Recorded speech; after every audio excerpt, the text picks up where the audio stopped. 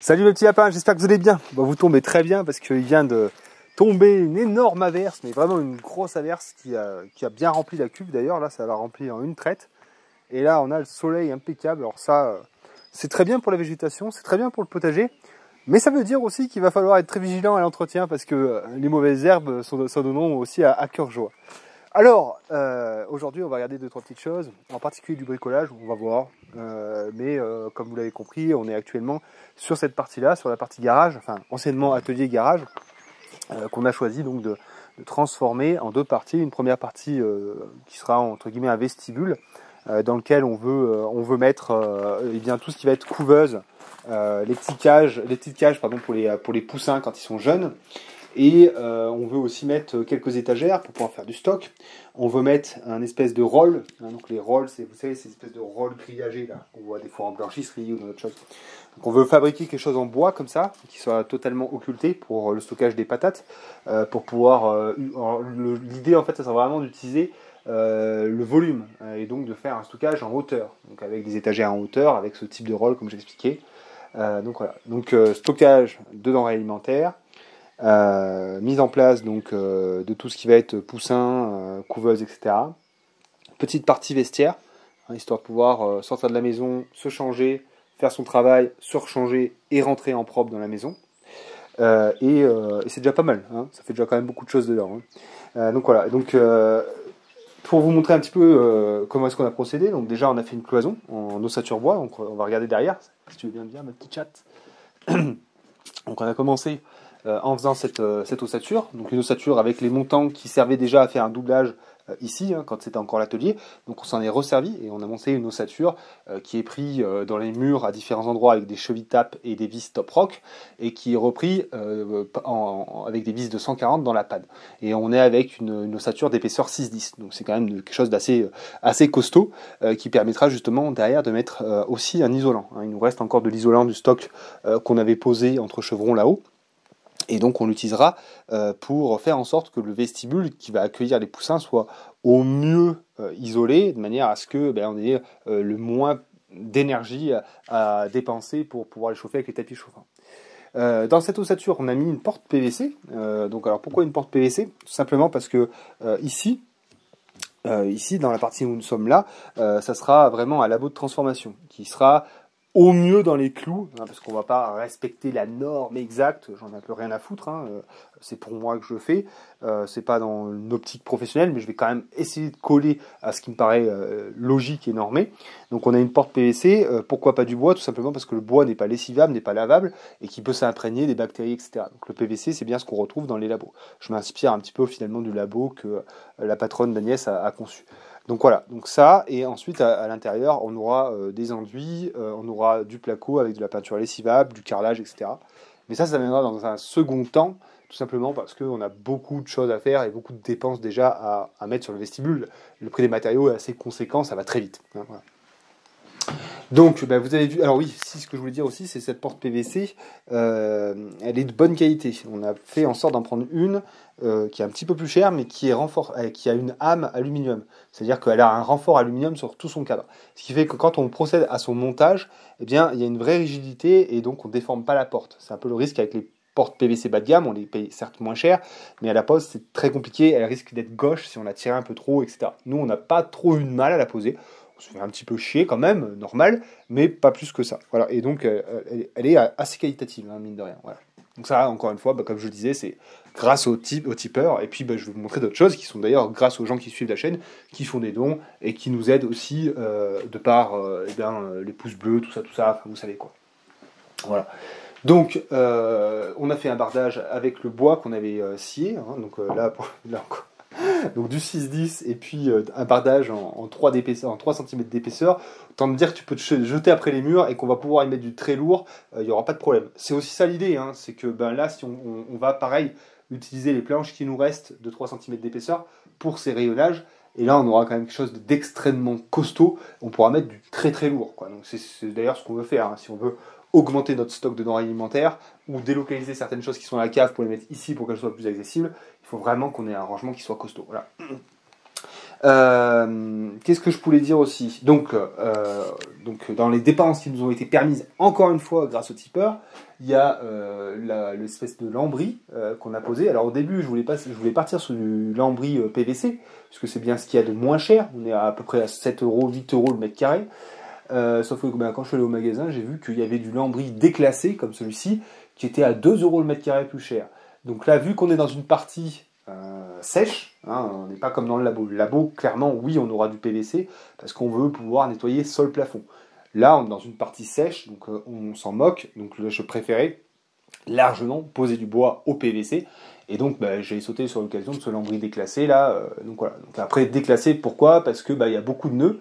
Il y a des trous, il y a pas mal de choses comme ça. Nous, ça nous tracasse pas plus que ça. Et donc voilà, donc on a posé ça. Il nous reste, là, je vais pouvoir illustrer un petit peu ce que je disais là justement sur la question du rythme et des objectifs à tenir. Vous voyez là, on a fini la journée. C'est qu'on a fini la journée. Il est à peu près 17h, 17h30. On pourrait se dire, faut absolument qu'on termine ça, machin. Sauf que là, on arrive sur des points qui sont assez complexe, on arrive sur des finitions où il va falloir se creuser la tête, où il va falloir faire différentes découpes. Donc là, clairement, voilà, c'est pas l'heure, c'est vraiment pas l'heure pour attaquer ce type de choses. Donc au lieu d'avoir impérativement envie de finir, de sauter un plomb et de faire du sale boulot, on arrête la journée. Demain matin, on aura toute la journée pour le faire, on aura bien dormi, on sera bien reposé. Et on va pouvoir reprendre ce chantier avec les idées bien claires. Et voilà. Donc des fois, tu vois, on a bien travaillé, on a posé tout ça, on a passé nos gaines. Voilà. Il faut savoir aussi dire stop et savoir s'arrêter et savoir arrêter sa journée au bon moment. Et là, c'est le bon moment. Voilà. Et si, il y a une chose encore là-dessus, c'est que, vous voyez, on arrête le travail et le chantier est à peu près bien rangé. Alors je ne m'amuse pas évidemment parce qu'il y a des attardés mentaux qui pensent que je remets chaque outil dans mon atelier à chaque fois, chaque jour. Non, je suis pas, voilà, faut pas exagérer, je suis pas con à ce point.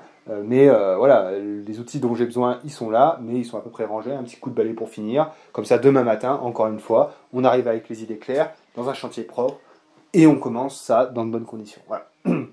Juste pour la parenthèse. Et du coup, donc, dont je n'ai pas parlé, c'est bien évidemment, il y a de l'électricité. Hein, puisqu'il va falloir des points lumineux, il va falloir des prises, tout ça. Donc ici, on a l'arrivée en fait du WKS qui est là-haut, l'arrivée électrique. Bon, je ne vais pas vous faire tout le détail, hein. On a aussi le piquet de terre qui est dans la cave. Et donc là, ici, on a fait passer plusieurs gaines. Donc on a fait passer une première gaine qui permet d'alimenter tous les points lumineux. Voilà, donc ça c'était avec la chute de cale. Donc voilà, donc là en fait ça va être des spots encastrables. Donc ça va être très chouette, ça va être très joli. Et donc on va avoir un interrupteur ici pour commander tout ça. On va avoir aussi plusieurs prises qu'on va encastrer dans cette cloison là. Et puis donc là, la totalité de ces gaines, enfin la plupart d'ailleurs, elles arrivent ici, puisque là après dans la cloison on va mettre une boîte de dérivation. Et de celle-ci, on va distribuer cette pièce-là. Donc circuit prise, circuit lampe, peut-être des prises spécialisées pour une plumeuse, pour je ne sais quoi, du gros matériel. Parce que là, c'est vraiment l'ambiance popote ici. Hein. C'est-à-dire, on arrive avec je sais pas moi, la viande, tout ça, on fait la découpe, on fait les bocaux, voilà. C'est vraiment la grosse popote ici, quoi. Là, ça va être une cuisine semblant professionnelle. Voilà. Une chose dont je n'ai pas parlé, c'est le frein à vapeur. Je trouverai normalement une vidéo, parce que c'est pas le premier vidéo qu'on essaie de faire. Je suis un peu fatigué hier. Mais du coup, en fait, on a un frein à vapeur, c'est-à-dire que on a l'isolant. Vous voyez, on a l'isolant comme ceci là. On a l'isolant là. Et après, donc, il faut mettre une protection pour les vapeurs d'eau. Donc cette protection, c'est un frein à vapeur. Donc c'est ce type d'objet là, de membrane, qui va permettre de limiter la venue de la vapeur d'eau dans l'isolant et dans la volige. Voilà, donc ça, c'est agrafé au chevron et c'est collé avec une colle d'étanchéité de manière à ce que ce soit bien étanche. Voilà. Et donc, quand on fait une maison et qu'on fait en sorte de la vouloir totalement étanche, eh bien on fait des petites laies qui vont dépasser comme ça et on les reprend pour faire l'étanchéité aussi sur les murs. Nous, on ne fera pas d'étanchéité sur les murs parce qu'on n'a pas d'isolation sur les murs et puis parce que je ne pense pas que ce soit nécessaire. Par contre, on l'a vraiment bien fait là-haut parce qu'on a de l'isolant et puis parce qu'on a envie que notre charpente vieillisse bien. Et ça coûte très cher, effectivement. Voilà. Donc dans les prochaines choses qu'on va faire, ça va être aussi de faire l'enduit sur ce mur. Donc là, je sais pas, comme j'expliquais, je pense qu'en termes de budget, ça va pas passer pour ce mois-ci. On va devoir attendre. On aura bien de quoi s'occuper sur du terrassement, sur de la mécanique, sur des choses comme ça. Il n'y a pas de problème. Mais on a une petite chose à regarder sur le tracteur. On trouvera de quoi faire. Ça pourra rester en pause pendant un petit moment. Donc voilà. Donc globalement, ça a très bien avancé. Il nous reste ce mur, poser le carrelage ici, donc de la colle à carrelage. Faire la finition autour de la fenêtre qui est juste là, derrière Agnès, si tu peux juste montrer. Et puis donc ça sera bouclé pour ce vestibule. Donc là ça va être vraiment encore une pièce qui va vraiment beaucoup nous aider et nous permettre d'avancer encore plus et plus confortablement sur l'autonomie alimentaire. Puisque là, voilà, les 15 poulets, hop là, les uns à la suite des autres, et puis après la découpe là-bas, et puis après mise en bocal ou des trucs comme ça. Enfin, ça va vraiment carburer à donf, quoi. Voilà. Ok, sinon, qu'est-ce que je peux vous montrer d'autre? Eh bien, pas grand-chose finalement. Vous voyez, les fruits, là, ça commence à arriver tranquillement. Donc là, on va avoir de la grosse cueillette à faire. Hein. Là, il va y avoir, à mon avis, des longues après-midi assis à bavarder ou à écouter de la musique pour ramasser ça. Et il est probable qu'on fasse des petites barquettes là qu'on vendra. On commence à avoir de la demande en fait. Nos voisins, les gens qui passent ici voient bien qu'il y a des choses qui se font et donc on commence à avoir de la demande. Est-ce que vous faites ci? Est-ce que vous vendez des œufs? Est-ce que vous... Donc voilà. Donc voilà. Après nous on s'avance pas trop parce que simplement il reste beaucoup de choses à faire. On peut pas être au four et au moulin. Mais là clairement là bon des confitures nous on en a des pleines étagères. Donc gagner, parce que les fruits rouges, ça se vend assez cher. Hein, donc vendre quelques barquettes de fruits rouges, ça met du beurre dans les épinards. Ça fait plaisir aussi aux gens hein, d'avoir des bons produits pour pas cher. Donc voilà. Donc là, comme je disais, hein, c'est bien imbibé. Donc les choux sont vraiment magnifiques. Là, ils sont bien pris, ils sont en train de progresser tranquillement. Les fraises, bah pareil, les fraises, elles sont bien belles. Vous voyez, ça commence à arriver aussi. Donc là, bah, c'est le même principe. Alors les fraises, on en mange un peu plus quand même. Hein. Et puis, c'est vrai qu'on n'a pas tant de confiture de fraises, mais on verra. Parce qu'à chaque fois, on les mange fraîches. On les mange beaucoup fraîches, celles-là. Ouais. Je fais genre 2 pots de confiture par an. Ouais. Parce que sinon, Oui. on aime bien les manger. Oui. Bah oui, c'est-à-dire que là, les casseilles que j'ai montrées, c'est pas un fruit que tu vas manger comme ça. Ou alors peut-être dans du fromage blanc, par exemple, ou dans des flocons d'avoine. Mais tu vas pas les manger purs comme ça. C'est surtout des produits qui se transforment. La fraise, vous savez comment ça se passe, quoi. Donc du coup, c'est très rare qu'on en fasse de la conservation, puisque c'est quand même extrêmement bon frais. Hop. Voilà. Sinon, tout le reste va pas trop mal. Les radis, tout va bien, il n'y a pas de souci. Qu'est-ce que je voulais montrer vraiment pas grand-chose. Bah si, il y a les topinambours là-bas, c'est la jungle. Oh, la vérité là, c'est que là, ils ont pris la place et t'inquiète là. Là vraiment. Hein? Oui, ça c'est vrai, ça a pas eu de difficulté à s'implanter. Hein. Vous voyez, tout ça, c'est de la topinambour. Donc là, ça va être impeccable. Hein. Donc là, tu coupes tes patates avec de la topinambour, ça amène un peu de douceur, ça amène un goût différent. C'est vraiment délicieux. Tu mets 3 pâquerettes dessus pour décorer, et puis tu fais une vidéo sur Internet et tu fais des milliers de vues. Quoi. C'est comme ça que ça marche, je crois. Et voilà, et puis c'est pareil, les cochons aussi, ça leur plaira pas mal. Ça, c'est pareil. Hein. Hop, ça, faut pas que ça reste comme ça. Alors les vignes là justement il va falloir que je m'y intéresse parce qu'il va vraiment falloir faire une taille dessus.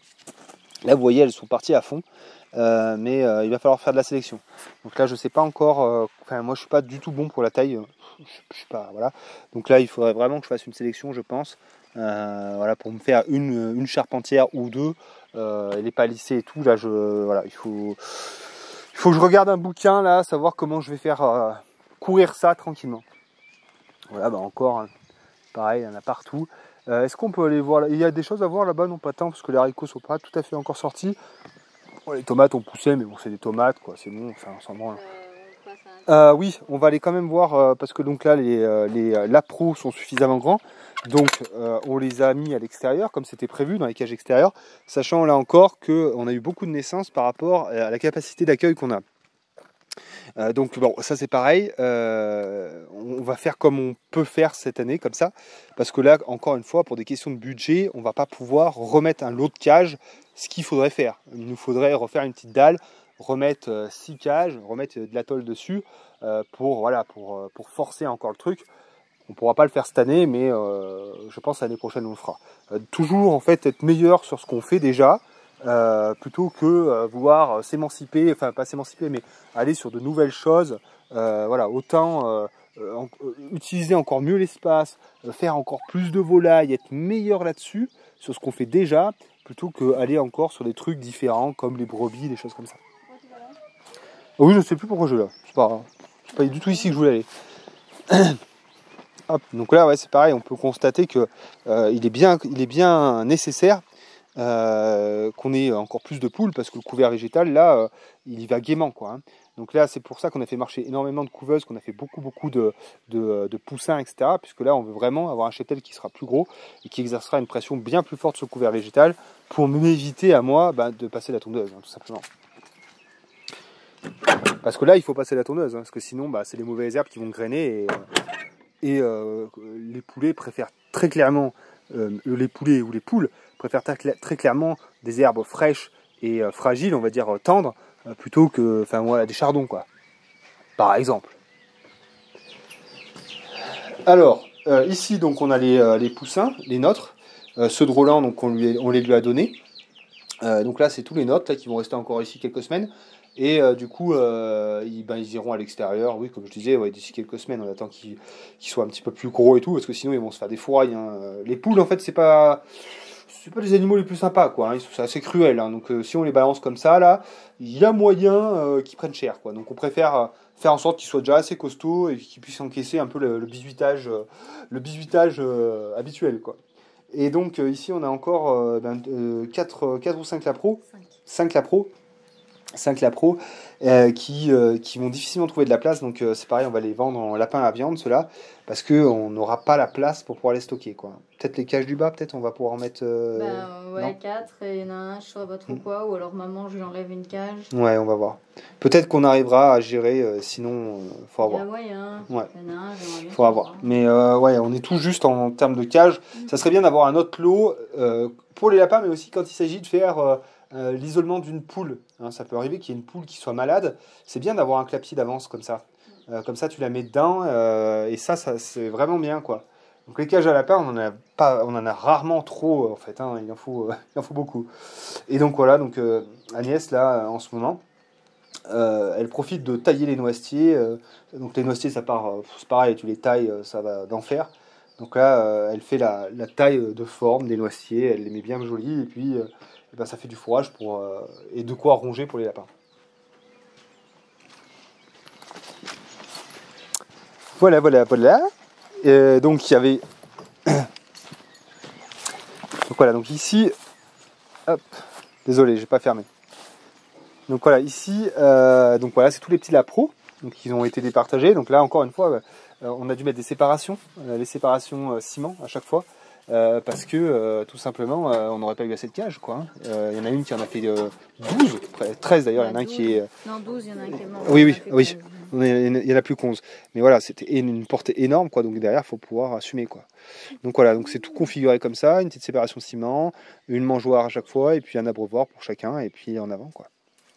Donc là c'est pareil, dans le futur, on améliorera encore le process de manière à peut-être mettre des clapiers mobiles, de façon à ce qu'ils aient accès à l'herbe, hop, qu'ils puissent se dépenser un petit peu, et ça a un intérêt aussi, c'est que ça raffermit la viande, ça fait une bien meilleure viande. Donc du coup, ça pourrait tout à fait être envisageable dans le futur que d'avoir une espèce de cage retournée, hein, que tu mets à un endroit, ça tond, ça permet au truc de bien se dégourdir, de bien se muscler, de manger du verre.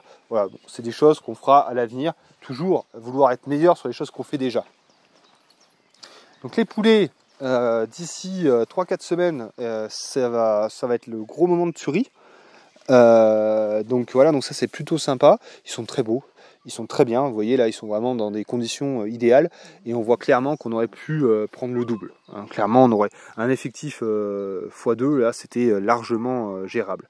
Bon, il y en a déjà 15, on compte 1 kg 100, 1 kg 2 pour un poulet, quoi. Donc ça fait déjà, allez, je ne vais pas compter les 100 grammes, on va compter 14 kg de poulet, voilà. Alors c'est intéressant parce que c'est même plus intéressant que la dinde. Enfin, je pense qu'on va rester là-dessus plutôt que sur la dinde parce que la dinde, c'est plusieurs mois d'engraissage pour après beaucoup de viande d'un coup, donc ça fait beaucoup de viande à traiter. C'est une viande qui n'est pas des plus goûtues aussi. Donc ça arrive plutôt dans la saison, donc ça va nous permettre de faire des économies sur la viande plus rapidement, hein, puisque le printemps et l'été c'est là où on dépense le plus en termes de matériaux, en termes de tout pour notre autonomie. Donc d'avoir le budget viande qui est réduit, c'est vachement intéressant. Et ce qui est pas mal aussi, oui, voilà, c'est que ça arrive plus vite et puis c'est meilleur, quoi, tout simplement. Voilà, donc 14 poulets, donc ça va passer tout à la casserole. Alors les poulets, c'est intéressant, c'est aussi mieux, c'est plus facile aussi à plumer. Une dinde, faut se lever de bonne heure pour y tirer dessus quand même. Hein. Enfin bon, ça se fait, hein, tout se fait. Mais voilà, le poulet, un coup dans l'eau chaude et puis tout vient très facilement. Donc voilà. Et donc d'ailleurs, je vous ferai une vidéo là dans laquelle j'en dégommerai un. Donc on fera ça normal, quoi, hein, de la tuerie jusqu'au dépeçage. Donc moi, je m'en prends pas la tête, hein. J'arrive, je l'assomme, je saigne dans la foulée, enfin bon, je vous montrerai ça. Il y en avait qui avaient envie de voir un petit peu comment ça se passait. Bon, déjà, je sais qu'il y a du contenu sur internet à ce propos, mais bon, pourquoi pas vous le montrer. Bon, après, moi, je suis pas l'exemple parfait, hein, clairement pas. Là-dessus, moi, je fais pas une petite prière émotionnelle à mon animal avant de le saigner, hein. Je le dégomme et puis c'est tout. Alors oui, tiens, ce que je peux dire aussi, c'est que, donc là, vous voyez ces arbres là, on avait mis une protection parce que sinon les oies elles arrivent, elles tuent tout, voilà, ça va pas. Donc du coup on a mis cette protection, mais le problème c'est que du coup les poulets ne peuvent pas gratter aux pieds et donc on a beaucoup de mauvaises herbes qui arrivent et qui dérangent l'arbre. Donc du coup on a tenté de mettre un paillage, mais on ne sait pas ce qu'il y a, ça arrive quand même à... Enfin ça va pas, quoi. En gros là tu vois, on voit bien la différence d'ailleurs entre ça et ceux qui sont bien nettoyés aux pieds là, vous voyez. Là, en plus, l'avantage, c'est que les poulets, ils ont bouffé, on va dire, les branches et les feuilles de la base. Donc du coup, en fait, ça me les a taillés bien comme il faut, quoi. Ils sont partis nickel, ceux-là, quoi. Voilà. Et alors, tandis que les autres, là, il faudrait que j'enlève le grillage et que je gratte un peu, que je les mette propres, quoi. Donc ça, à mon avis, on le fera et on va faire en sorte que les oies n'aillent plus ici. Pour que ces arbres puissent prospérer tranquillement, parce que là, voilà, je sais bien que la mode c'est de foutre des arbres fruitiers n'importe où, n'importe comment, et de les laisser crever, mais vous voyez bien ce que ça fait. Même si on fait un paillage assez dense, ça va pas, quoi. Il faut vraiment que la base soit entretenue, soit griffée, bien propre. Voilà, c'est clair et net, hein. C'est vraiment clair et net, quoi.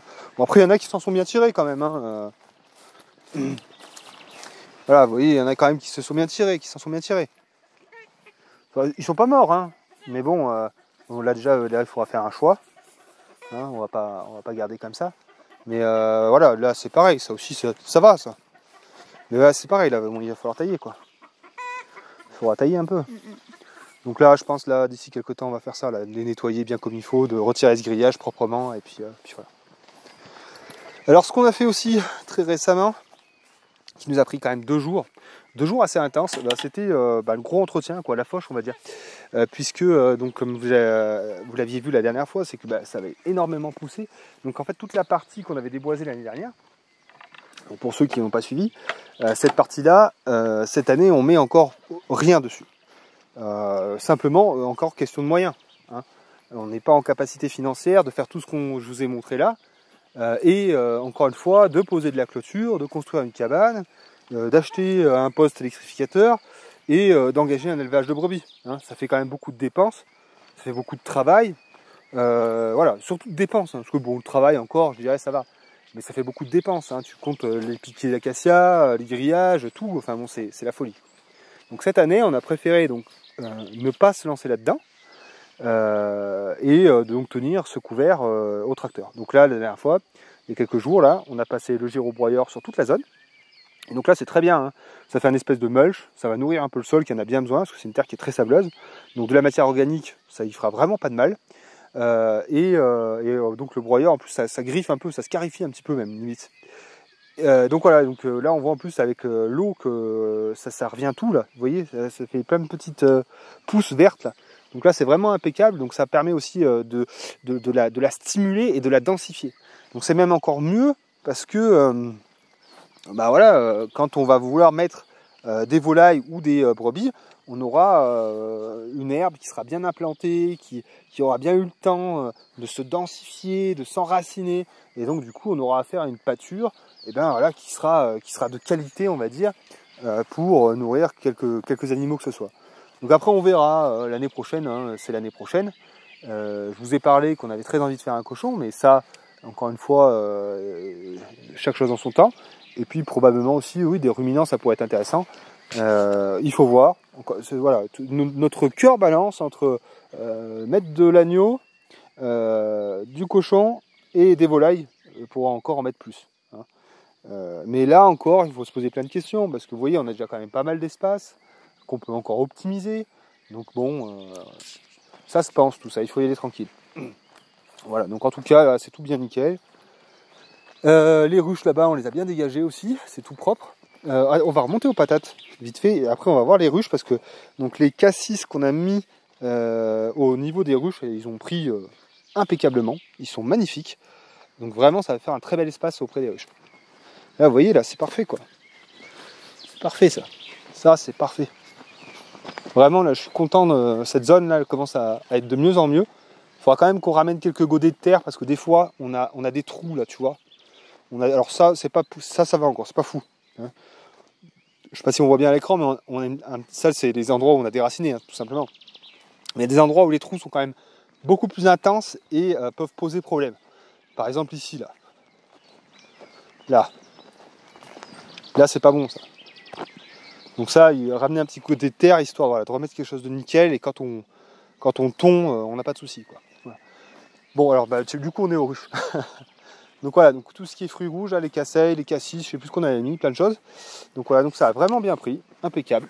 C'est vraiment nickel. Donc Agnès a mis aussi des petits œillets, des petites choses pour faire des bouquets. Donc c'est vraiment parfait. Là vraiment c'est top. Hein. Je pensais vraiment pas que ça allait prendre aussi vite quoi. Donc ils étaient dans les meilleures conditions, hein. De toute façon terre, fumier, broyat. Tu peux pas faire mieux. Hein. Donc après évidemment ça pousse tout seul. Hein. Si tu amènes la fertilité, si tu amènes un couvre-sol qui va faire en sorte de limiter la concurrence et puis voilà, et puis qu'il y a de l'eau. Hein. Tout à tes souhaits. Tout va bien dans le meilleur des mondes. Hein. C'est ça qui fait que ça pousse. Hein. L'eau, la fertilité, le soleil, la chaleur. Voilà. Alors, voilà, d'ailleurs là c'est pas mal. Les patates qui sont enfin sorties. Et d'ailleurs c'est intéressant parce que vous voyez les endroits où Jean-Paul a posé la remorque de fumier. Hein, puisque lui il a versé sa remorque et ensuite nous on a pris et on a dispatché partout. Et voyez l'endroit où il y avait le plus de fumier, les patates ont encore mieux démarré et c'est là qu'elles sont les plus belles. Et plus on monte, plus elles sont chétives, puisque le sol est moins nourri. Donc voilà, bon, ça tombe un petit peu sous le sens, mais vous voyez à quel point quand même le fumier c'est magique quoi. Donc clairement je suis complètement sûr que là on aura un rendement qui sera bien supérieur à celles qui seront en haut. Voilà.